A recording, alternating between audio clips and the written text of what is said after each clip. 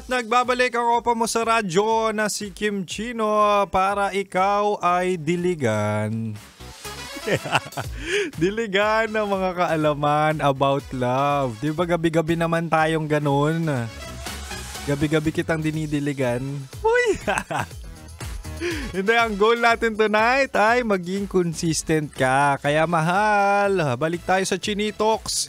Ang topic natin tonight ay ang mga 3 tips para maging consistent ka sa relasyon nyo. O, sabi ko kanina, una, gawin mong ugali ang maliit or gawin mong ugali ang maliit at makabuluhang effort.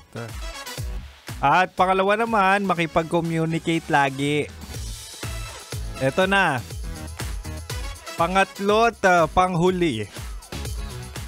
Piliin mo siyang mahalin araw-araw.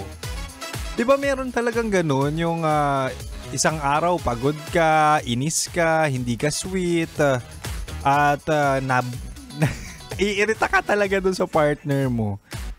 Pero tandaan mo hindi talaga kamahal-mahal ang tao araw-araw. At it's a choice. So, piliin mo siya araw-araw kahit hindi siya perfecto. 'Di ba? Consistency, 'di ba? Kapag sinabing consistency, ito ay intentional na pagpili sa tao. Katulad ng sinabi ko kanina, hindi perfecto pero tanggap mo siya. Yung mga insecurities, yung mga mood swings, yung toyo, pero hindi mo iniiwan. Piliin mo siya araw-araw. Kasi ikaw din naman for sure, 'di ba? May ugali, may pagkakataong hindi ka rin niya maintindihan, pero hindi ka niya iniwan, 'di ba? Kaya sana maging consistent ka. Maging consistent lahat para hindi papalit-palit ng jowa yung mga tao. Kumbaga, wag ka na dumagdag sa mahaharot at nagtitikiman lang. Huy! O siya. Sana maging consistent ka sa ating mga tips tonight.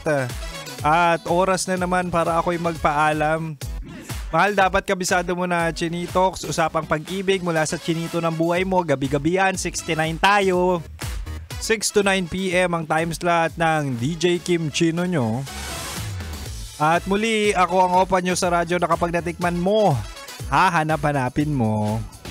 Ito si DJ Kim Chino, kaya naman susunod sa atin ay ang Basa Princess ng 90.7 Love Radio Manila. Siya ay si Rocky Terra sa kanyang programa Rocky's Secret Files, kaya naman manatili nakatutok dito lang sa 90.7 Love Radio. Kailangan pa bang i-memorize yan? Basic. Ingat ka, mahal.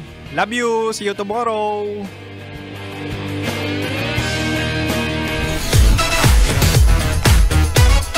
Metro Zone.